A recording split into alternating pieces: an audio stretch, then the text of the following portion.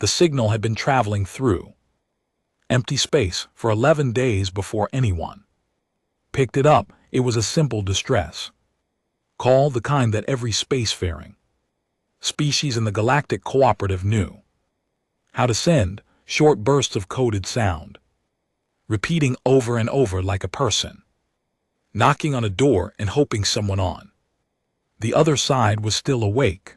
The signal came from the Karath expanse, dying star system far out on the edge of cooperative space where the stars were old and the planets were cold and very few people bothered to go.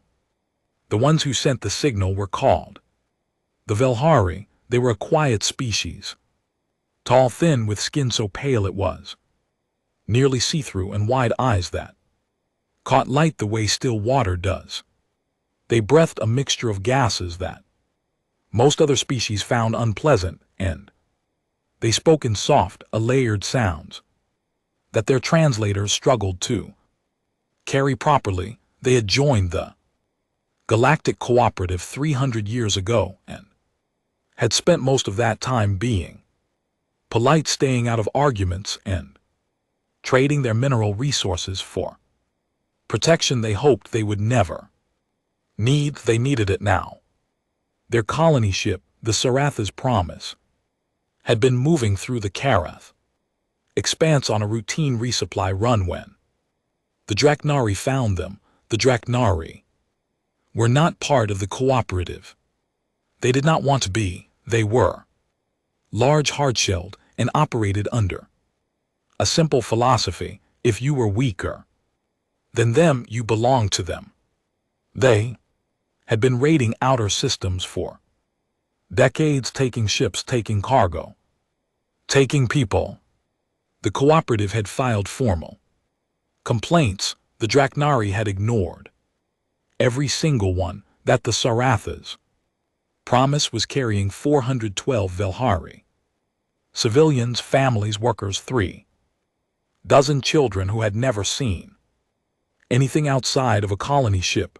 The Draknari surrounded them in less than an hour, cut their engines with an electromagnetic pulse, and sent a single message: give us everything or we start cutting holes in your hull. The Velhari sent their SOS and waited. They waited for the cooperative's peacekeeping fleet, a measured, careful collection of ships that operated on committee decisions and formal resolutions. They had heard it could take weeks for the fleet to mobilize. Weeks was too long. The Draknari were not patient. What they did not know, what almost no one outside of Earth had fully understood yet, was that humanity monitored cooperative distress frequencies around the clock, every single day, without exception, not because they were required to, because they wanted to. Captain Dale Mercer was sitting in the command chair of the UES Ironclad when the signal came through. He was a big man, somewhere in his mid-40s, with short brown hair going gray at the sides, and the kind of face that looked like it had been outside in bad weather many times and had not minded. He was from a small town in Montana where the winters were brutal and people were expected to look out for their neighbors without being asked. He had carried that idea with him into space. He listened to the distress call. Once, the translator gave him the basic civilian ship, hostile force, immediate threat to lives. He set down his coffee mug, which had a small chip on the handle that he had never bothered to fix, and turned to his helmsman. Let's plot a course to the Karath expanse, he said, all ahead full. His crew moved without hesitation. That was one thing about the Ironclad. The people on it had served together long enough that they did not need long explanations. Lieutenant Kara Novik, the communications officer, had already opened a channel to Earth Command before Mercer finished his sentence. She was young, sharp, and had a habit of finishing reports 3 hours before they were due.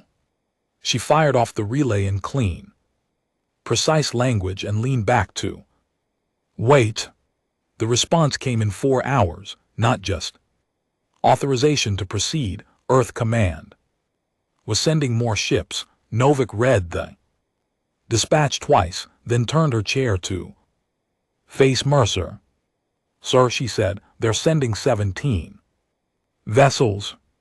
The granite wall, the pale horse, the cedar ridge, the broken sky. She kept reading the names down the list: heavy destroyers, rapid frigates, 2 troop carriers, a mobile repair station. Mercer nodded slowly. How long until the nearest ones can match our heading? 6 hours, sir. The granite wall is already moving. He nodded again and picked up his coffee. It had gone cold, but he drank it anyway. On the Cooperative's listening station, near the Kareth border, an elder Valhari diplomat named Sareth Vo was watching the human fleet mobilize on a tactical display. He had lived for 240 years. He had seen wars, famines, the collapse of 2 star systems, and the slow death of a son. He was not easily shaken. He was shaken now. The human ships were not elegant. They were not the slim, detapered vessels that most cooperative species preferred. Built for speed and the appearance of peaceful intent, human ships were dense and wide with thick layered plating that made them look like they had been built to hit things and keep going. They moved fast for their size in a way that felt slightly wrong, like watching something too heavy run at full speed. 17 of them forming up in deep space, turning toward the Kareth expanse. Sareth Vo opened a channel to the Cooperative Council. His voice was steady, but only just. I have been watching the human response since the signal was received, he said. I want the Council to understand something. They did not hold a vote. They did not form a committee. One of their captains heard the distress call and moved his ship. Their command sent 17 more within hours, not days. Hours. A council member from the Athari delegation, a careful, slow-speaking species who handled most cooperative policy decisions, replied thoughtfully.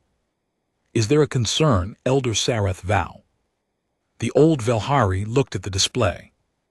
17 ships moving at full speed toward a hostile fleet. No hesitation, no formal resolution, no extended debate. Not a concern, he said quietly. More of a realization.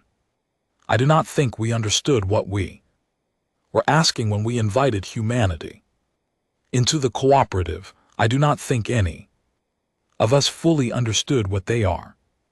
The council member asked what he meant. Sareth Vo watched the human formation grow tighter on the display, the ships adjusting their heading in smooth coordination, like a fist slowly closing. I mean, he said, that they did not ask whether the people on that ship were worth saving. They did not calculate the risk first. They heard that someone was in danger, and they moved, all of them, immediately. He paused. I have never seen another species do that, not once in 240 years. The channel was quiet for a moment. Aboard the ironclad, Captain Mercer was reading the latest sensor report on the Draknari fleet. 12 warships, standard configuration. He had faced worse odds in a training simulation during his second year at the academy. He was not worried about the numbers. He was thinking about the 412 people on the Velhari ship and how cold and quiet it must feel to be sitting in a damaged vessel in the dark, wondering if anyone was coming. He looked over at Novik. "See, send a message to the Sarathas. Promise on the emergency band, let them know we're on our way, give them our ETA." She sent it. Somewhere in the dark of the Karath expanse on a cold and quiet ship, surrounded by enemies, a Velhari mother holding her child felt the ship's communication system crackle. She heard the message, a human voice, calm and plain, giving a time and a heading. She did not understand the language, but she understood the tone. Someone was coming, someone was already on their way. War Commander Ureth Kel had never lost battle. He had been leading Draknari fleets for 30 years, and in those 30 years he had taken 14 systems, crushed 6 governments, and forced more species than he could easily count into labor contracts they could not refuse. He was not the largest Draknari to ever hold command, but he was the most patient, and patience in war was worth more than size. He stood on the bridge of his flagship, the Wrath Dominion, and looked at the Velhari colony ship drifting in the center of his formation. It was a soft, rounded vessel built for comfort, not conflict. Its engines were dead. Its weapons, such as they were, had been disabled in the first pass. The Velhari inside were sending their distress signal on repeat, which was fine. Let them call. The nearest cooperative fleet was days away, and by then Ureth Kel would be gone, cargo and passengers in tow. He had received the intelligence file on humanity 6 months ago when Earth joined the cooperative. He had read it once, set it aside, and not thought about it again. Bipedal, carbon-based, fragile internal structure, no natural armor, no venom, no enhanced senses, moderately short lives. Their one interesting trait was that they came from a planet with high gravity, high radiation, and a food chain that had apparently tried to kill them at every step. But so what? Difficult origins did not always produce dangerous adults. Ureth Kel had conquered species from far harsher worlds. He was reviewing the cargo manifest of the Sarathas Promise when his sensors officer went quiet. The silence was unusual. His sensors officer was not a quiet individual. "Report," Ureth Kel said without looking up. "Commander." The officer's voice was careful in a way that made Ureth Kel set down the manifest. "I am reading multiple vessels dropping out of faster-than-light travel at the edge of the system. Cooperative peacekeepers, no. Commander, the mass signatures are..." The officer paused. "They are wrong. Are too dense, too heavy for standard cooperative vessels." Ureth Kel turned. "Identify." There was a short silence while the system ran its comparisons. Then the officer looked up from his station, and his expression was one Ureth Kel had never seen on him before. "Human vessels, Commander, 17 of them." The bridge was very quiet. Ureth Kel looked at the display. 17 contact points had appeared at the edge of the system, spread in a wide arc already moving inward. He pulled up the visual feed. The ships were not what he expected. He had seen images of human vessels in the intelligence files, but looking at them on screen was different. They were wide and solid and blunt, with none of the geometric elegance that defined Draknari or cooperative ship design. They looked industrial, purposeful, and like they had been built by people who were not interested in how the ship looked, only in what it could take. He opened the old intelligence file on his personal screen. He read faster this time. Human crew sizes were enormous. They staffed their ships 2 to 3 times over what most species considered standard.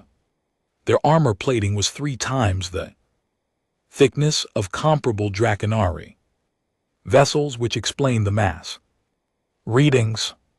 Their medical technology was unusually advanced, focused almost entirely on keeping damaged crew members functional and returning them to duty. Their pain tolerance, according to multiple observed accounts, was remarkably high. One line caught his attention. It had been written by an analyst who had apparently spent a year observing humanity directly, embedded in a neutral station near Earth space. And the line read, "They do not treat acceptable casualties the way other species do. Most species calculate how many losses are tolerable before withdrawal. Humans appear to calculate how many losses are tolerable before the action becomes personal. These are very different numbers." Urathkal read that line twice. His communications officer spoke up. "Commander, the lead human vessel is hailing us. Put it through." The voice that came over the bridge speakers was flat and unhurried, not aggressive, not theatrical, just a man stating facts. "Draconari fleet, this is Captain Dale Mercer of the United Earthship Ironclad. You are currently holding a civilian vessel and its crew under illegal threat of force. I am asking you once politely to stand down and withdraw. I won't be asking twice." That was it. No speech, no list of demands, and no formal declaration in the name of the cooperative. Just one sentence that functioned very quietly as a warning. Urathkal studied the human formation. They had spread into a combat arc, wide, covering multiple approach vectors, cutting off his most efficient withdrawal routes without appearing to do so directly. It was a good formation. He would not have expected it from a species so new to cooperative space. He looked at his fleet, 12 ships, battle-tested, well-armed. His crew had fought together for years. He looked at the human formation, 17 ships dense, moving steadily closer, without any apparent hurry, as though they already knew how this ended. He pulled up the footnote at the bottom of the intelligence file. The final note the analyst had added, apparently after everything else had been written. It had read simply, "Do not engage, do not provoke, do not assume that their offer of negotiation is a sign of weakness. It is not. They offer it because their culture values the chance to avoid unnecessary harm. If they are forced past that point, they will not stop."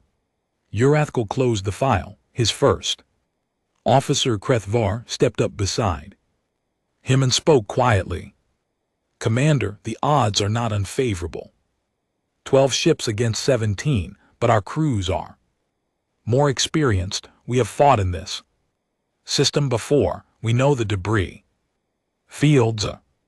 "Yes," Urathkal said, "the humans are far from home. Their supply lines are long.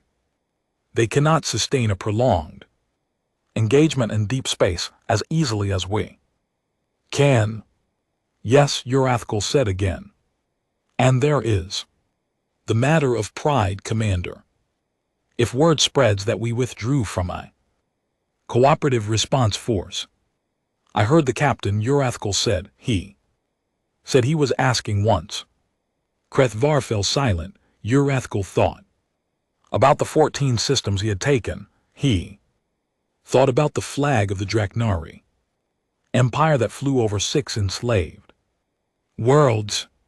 He thought about 30 years of never losing. He thought about the analysts Note: they will not stop. He looked at the display one more time. The human ships had closed the distance by another 30,000 km while he was thinking. They had not accelerated. They had not made any aggressive move. They were just moving forward at the same steady pace, like something that had decided on a direction and was not going to change it. They are bluffing, he said. He did not believe it, but he said it anyway. And because the alternative was admitting in front of his entire bridge crew that he was afraid of 17 ships from a species that had only been in space for a few hundred years. Battle formation, he ordered. All weapons online. Cathar moved to carry out the order. But as he walked to his station, he glanced one more time at the human ships. On the display, 17 dense, heavy, ugly vessels moving forward without hesitation. And for the first time in his career, he found himself hoping his commander was right. Aboard the ironclad, Captain Mercer watched the Dragnari ships shift into their attack formation. He had expected this. He set his coffee mug in its holder, the magnetic one designed for combat maneuvers, and looked at his tactical officer. Nate, he said, they're not standing down. Commander Nate Calloway, a broad-shouldered man from East Texas, who had grown up hunting in dense woods and had the patience of someone who understood that waiting was part of the work, looked up from his station. No, sir, he said, they are not. Mercer nodded. Then let's go get those people. The battle lasted 22 minutes. That was not unusual by human standards. Most real engagements in space were short, brutal things, nothing like the long, drawn-out fleet battles that showed up in historical dramas. Ships moved fast, weapons hit hard, and decisions had to be made in seconds. What was unusual about the Battle of the Kareth Expanse was not how long it lasted, it was how it went. When the Dragnari opened fire, they did what they always did. They targeted engines first, disable the enemy, then dictate the terms. It was a clean and effective tactic that had worked for them in every battle they had ever fought. The Dragnari plasma cannons were powerful, accurate, and designed to burn through standard cooperative hull plating in 2 or 3 direct hits. The first volley hit the ironclad 6 times. The ironclad kept moving. On the Drachner flagship, the weapons officer stared at his readout and then looked at his commander. Direct hits confirmed, sir. 6 impacts on the lead human vessel. I am reading. He paused and checked the readout again, because the first reading did not seem possible. I am reading minimal hull breach. Their plating absorbed the majority of the impact. Orithkel said nothing. The ironclad did not return fire right away. Instead, it pushed forward, closing the gap between itself and the nearest Drachner destroyer. This was not standard Drachner combat doctrine, said you maintain distance, used your range. Let your weapons do the work. Closing range was what you did when your weapons were not enough. It was a sign of desperation. Commander Nate Calloway was not desperate. He had grown up hunting wild boar in the thick brush of East Texas, following animals through heavy undergrowth where the trees were close together and you could not always see more than 20 ft in front of you. He had learned early that in tight spaces, size and speed were less important than knowing exactly where you were going. He watched the Drachner formation, the Way he used to watch brush for movement. Patient still, waiting for the pattern. The Dratchner ships were fast and they used that speed to keep distance and fire from range, but their speed required room in close quarters. When it became a problem, they could not turn as sharply, could not use their full engine power without risking collision, and their weapons were calibrated for long-range firing. Arcs, not short ones. Calloway gave his firing orders with the same quiet steadiness he used for everything. Target the Draknari corvette at bearing 270. Engine array, don't destroy it. Disable it. The ironclad's railgun battery fired. Twice. The Draknari corvette's engines went dark. It drifted. Next target, Calloway said. Across the human formation, the same pattern was playing out. The human ships were not trying to destroy the Draknari fleet, they were taking it apart piece by piece with the careful precision of people who had thought about this kind of work and decided that breaking something was more useful than destroying it. Undisabled ships could be boarded, searched, their crews taken into custody. Destroyed ships taught less of a lesson. Ensign Laura Finch was 23 years old. She had grown up in a small city in Ohio and had joined the fleet because she was good at spatial mathematics and bad at sitting still. She had never been in a real battle. Before the Karath Expanse, she had run simulations, hundreds of them, but simulations did not carry the weight of real consequences. She was manning the ironclad's point defense station when one of the Draknari light fighters broke through the outer screen. It was fast, faster than anything in the simulations, and it was heading directly for the ironclad's portside communication array. If it hit, the ironclad would lose contact with the rest of the fleet. Finch had 3 seconds, and she pulled power from the secondary engine bank, something she was technically not authorized to do without clearance from engineering, and rerouted it to the forward railgun array. She fired 3 shots in 4 seconds. The first missed, the second clipped the fighter's wing, the third hit the engine housing. The fighter broke apart in a clean burst of light and metal. Finch took one breath, put the power allocation back to where it belonged, and went back to her board. Later, when someone in the engineering deck noticed the unauthorized power reroute in the system log and asked about it, she said simply, it needed to be done. And that was the end of the conversation.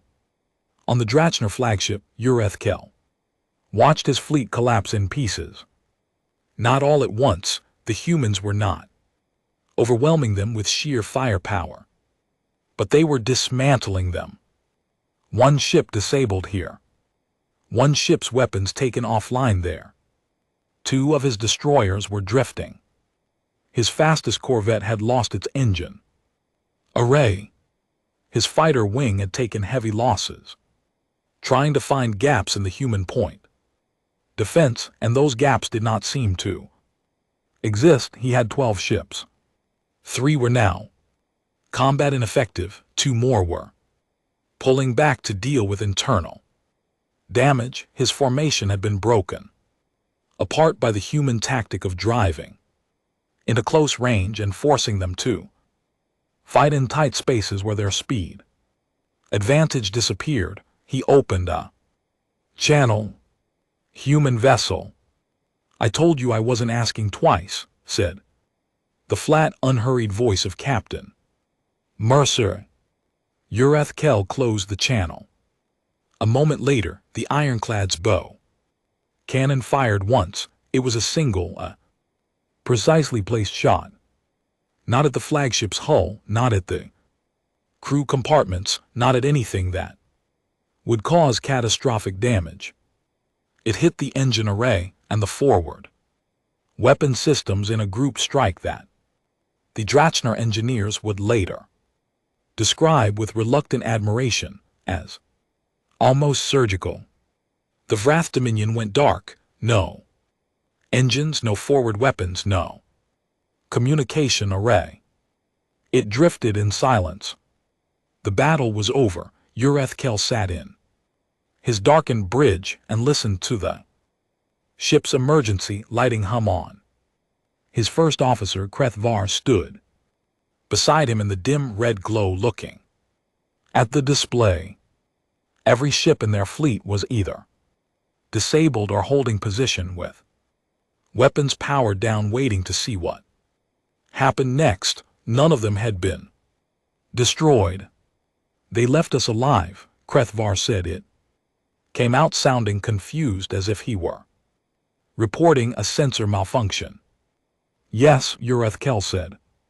Why? Urethkel thought about the analysts. Note: they offer it because their culture values the chance to avoid unnecessary harm. He thought about the captain's voice. Flat and unhurried. Not angry, not triumphant. Just a man carrying out a decision he had already made before the battle started.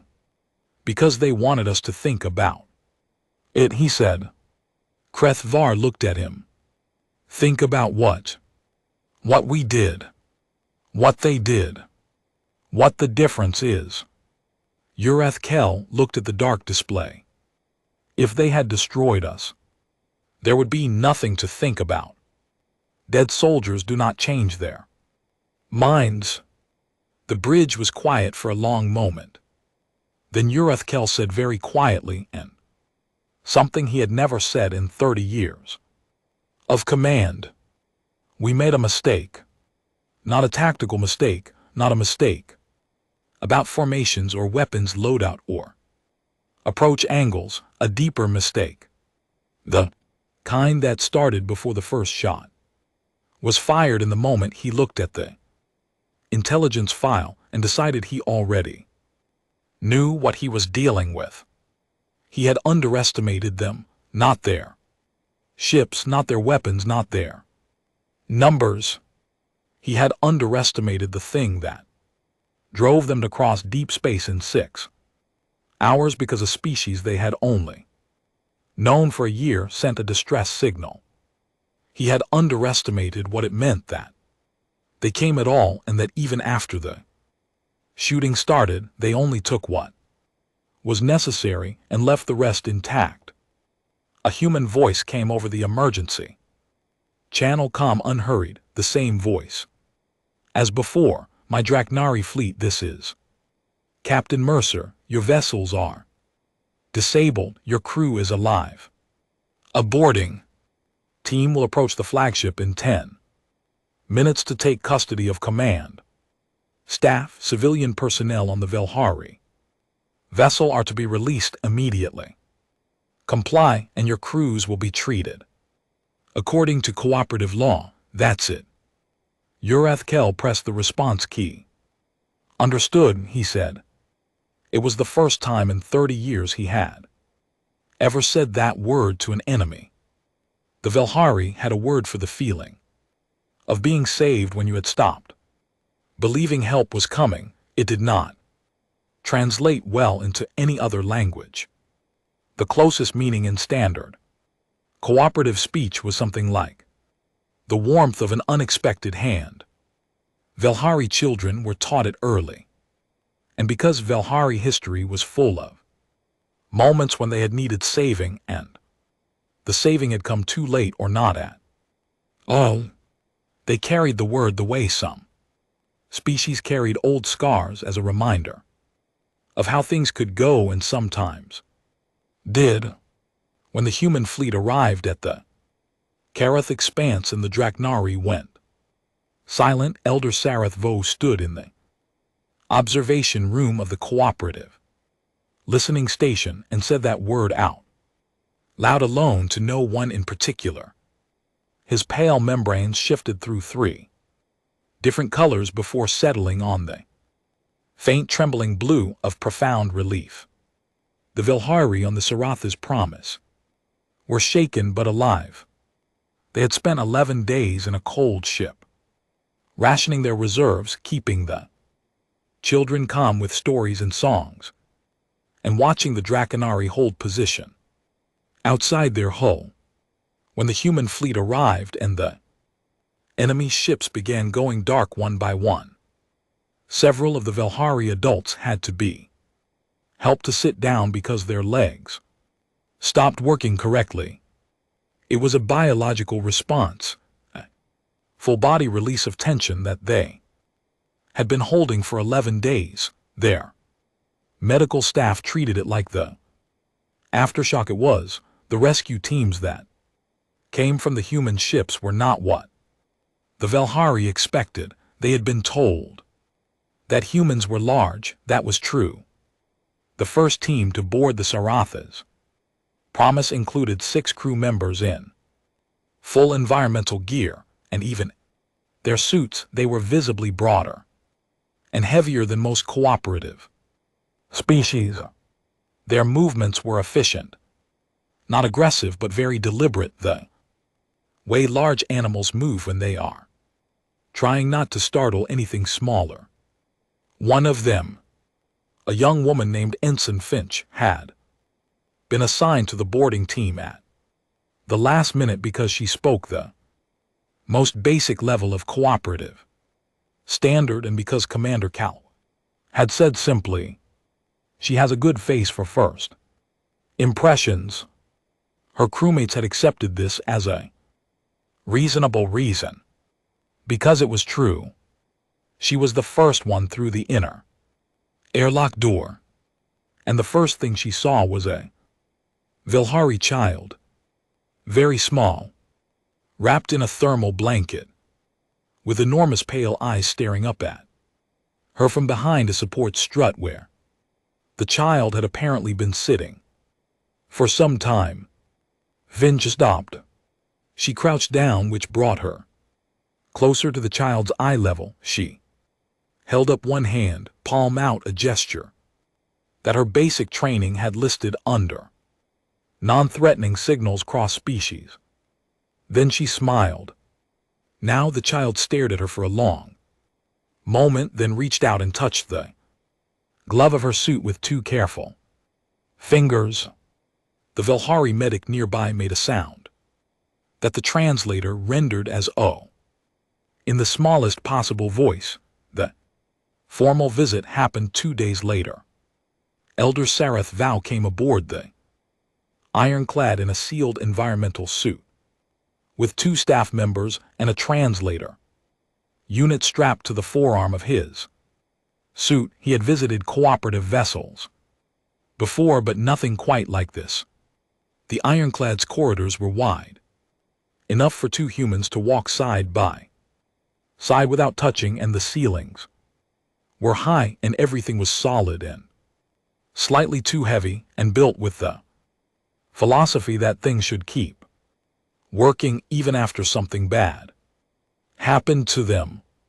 The gravity was a fraction higher than cooperative standard. Nothing severe, but Sarath Vow noticed it in his knees. Finch was his escort again.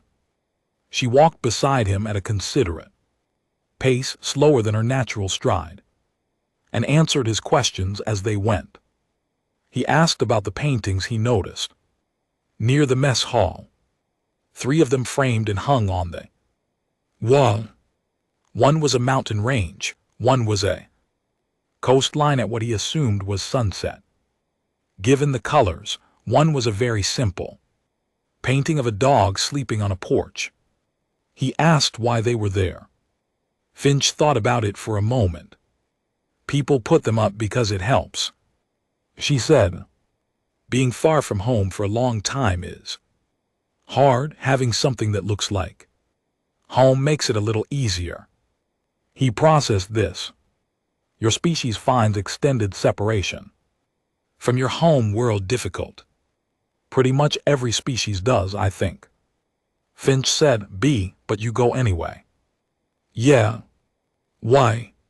Finch paused at a corridor junction and pointed him toward the left passage. Different reasons for different people. I think some of us do it because we're curious, some because there's nothing keeping us home, some because we feel like there's work out here that needs doing and someone should be doing it. She paused. Some of us just can't sit still. He asked her how she had felt during the battle. She considered the question seriously, which he appreciated. He had expected a deflection. Humans, from what he had read, were sometimes reluctant to discuss emotional states directly. Instead, she said, scared. Pretty scared, honestly, at a couple of points. But you stayed at your station. Of course, she said, as if this were obvious. You were afraid, but you kept doing your work. That's pretty much what you do. She said. She seemed almost puzzled by the question, as if he had asked her why. She kept breathing. The meeting with Captain Mercer was brief and practical.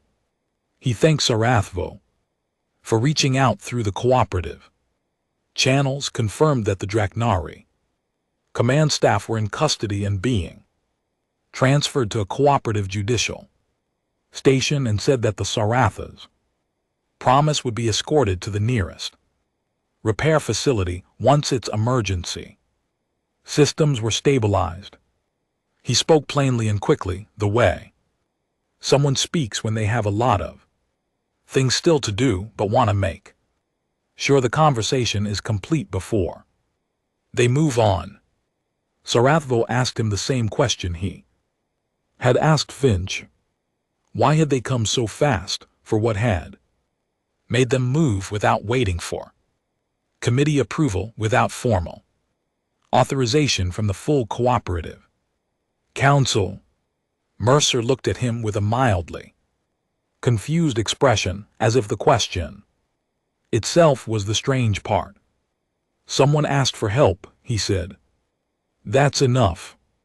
Sarathvo was quiet for a moment. His membranes shifted through pale yellow, a color that in Velhari meant something close to a thing I did not expect to understand but now do. He said in his own language, and his translator rendered it imperfectly, but well enough. I think I finally understand why the universe was afraid of your world. Mercer looked at him.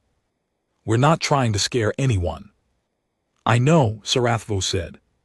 That is exactly what I mean. On the way back to the airlock, Sarathvo walking through the wide corridors of the human ship with its practical walls and its mountain paintings and its slightly too heavy gravity, Sarathvo thought about his 240 years. He thought about all the times the Velhari had called for help and received forms to fill out, all the times a committee had voted to send a measured response that arrived too late or too small, all the years of careful, diplomatic, cautious inaction dressed up as responsibility. He thought about a captain from Montana who listened to a distress call once, set down his coffee and said, plot a course. He thought about a young woman who had been afraid during a battle and stayed at her station anyway, as if the question of what else she would do had simply never occurred to her. And he thought about 17 ships that crossed deep space in hours, not days, because someone needed help, and that was enough of a reason. The Velhari had a word for what he was feeling. It was the same word he had said out loud in the observation room 2 days ago, alone, to no one in particular. He said it again now, quietly inside his sealed suit, where no one could hear it. And this time, it felt different.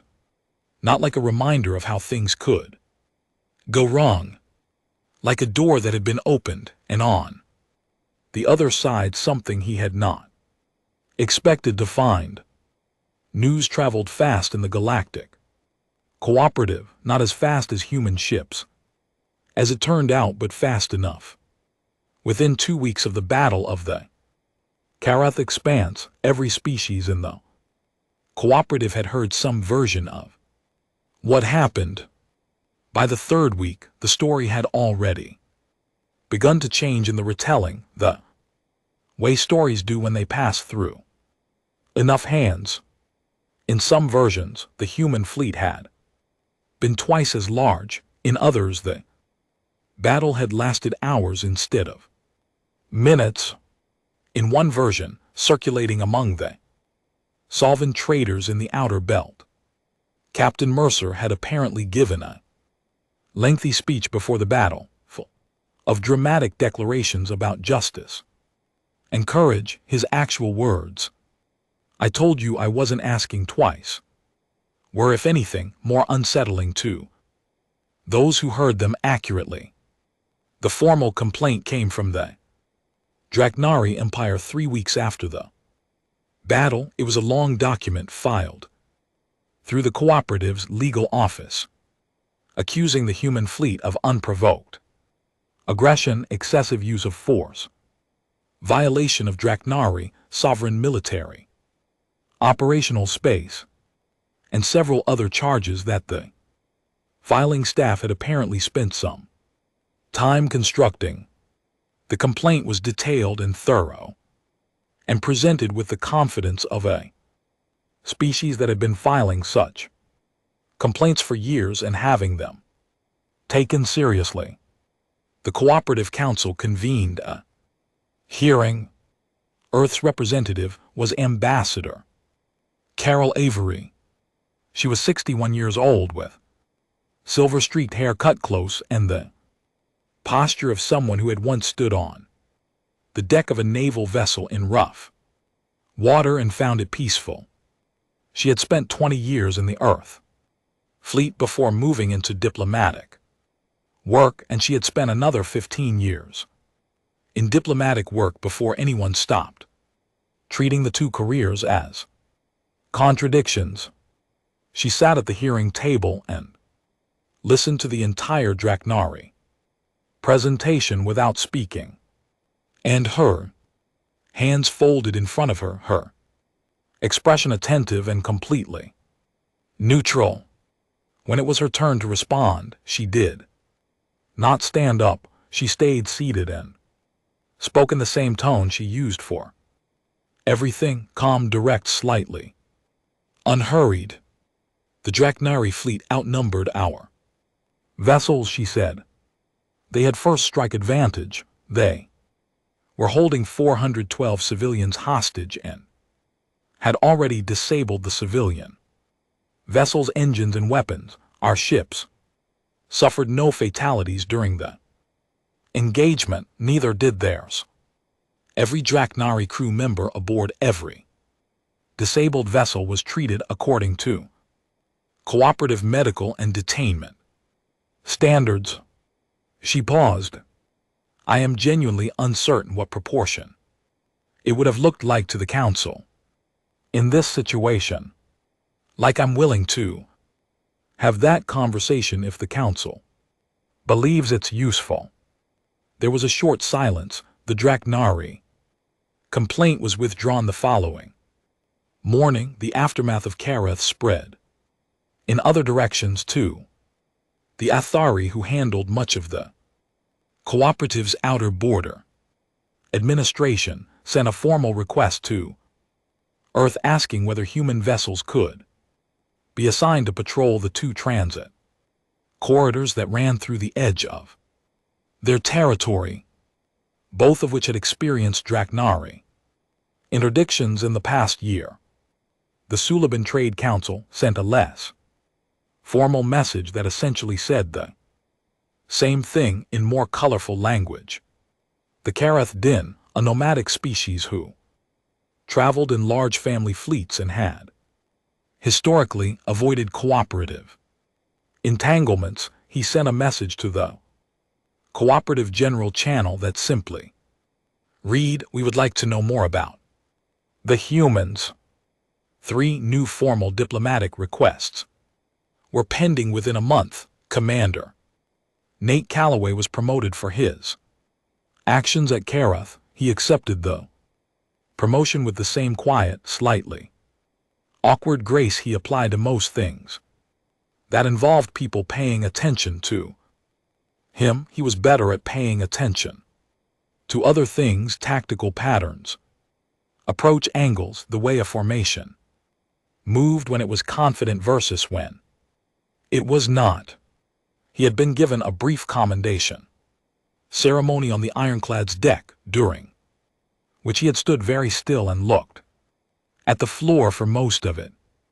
2 weeks later, an Earth media correspondent caught up with him at a fueling station near the cooperative border, where the ironclad had stopped for resupply. The correspondent asked him a standard list of questions about the battle, most of which he answered with short, precise sentences that were technically complete, but did not give her much to work with. Then she asked what he had been thinking when he first saw the size of the Dragnari fleet on the tactical display.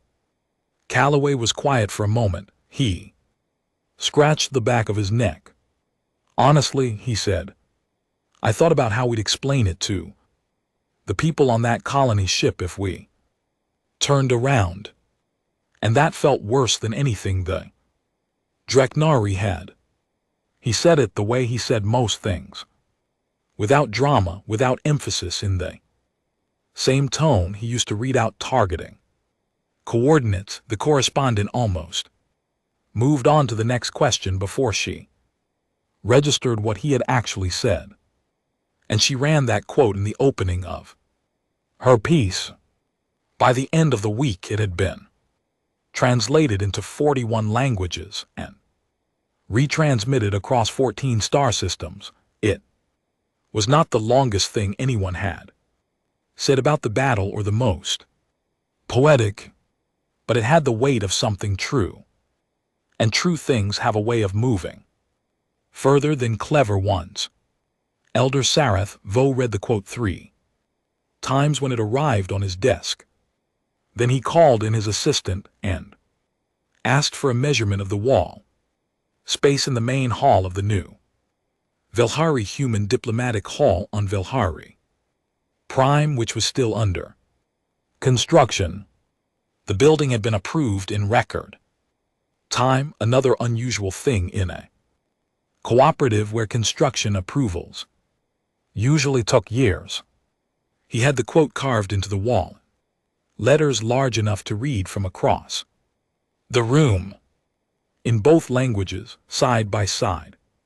Below the quote in smaller letters, he added a line of his own, something he had written the night after he came back from the ironclad, sitting at his desk in the quiet of the listening station, thinking about mountain paintings and a child in a thermal blanket and a young woman who was afraid and stayed at her station anyway.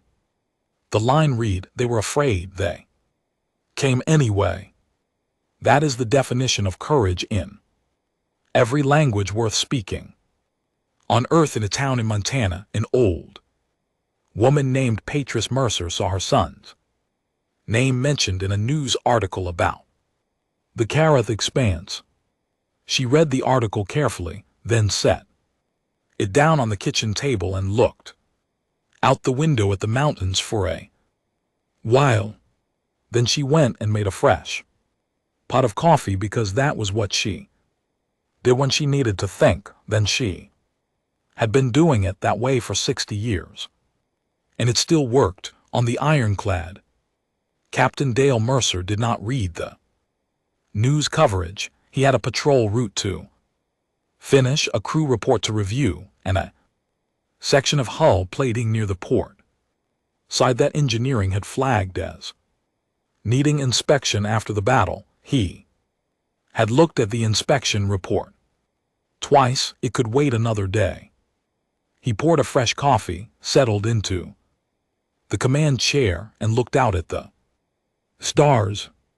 Somewhere out there, the distress signals were still coming, different species, different systems, different emergencies. The universe was large and it was old, and the things that could go wrong in it were more numerous than anyone had ever managed to count. But the universe was also, it turned out, full of people who would answer. That was the thing no one had fully accounted for. Not the Draconari, who had assumed that being feared was the same as being safe. Not the cooperative, which had built its entire system around the slow, careful machinery of collective decision-making.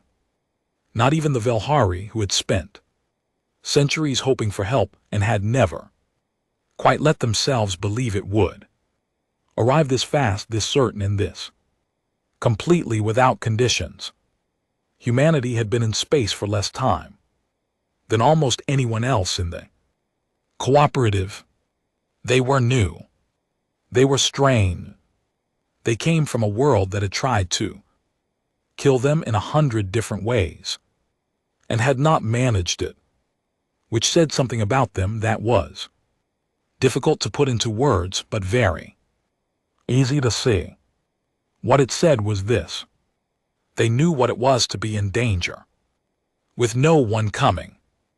And then they had decided somewhere back in their long and difficult history that if they ever had the ability to be the ones who came, they would use it, not because a committee approved it, not because the math worked out in their favor, not because the species asking was an ally or a trading partner or a strategic interest, because someone asked, and that it turned out was the most frightening thing about them. Not their ships, not their armor, not the way they closed range in a fight instead of holding distance, not even the flat, calm voice of a captain who only asked once. It was that they meant it every time.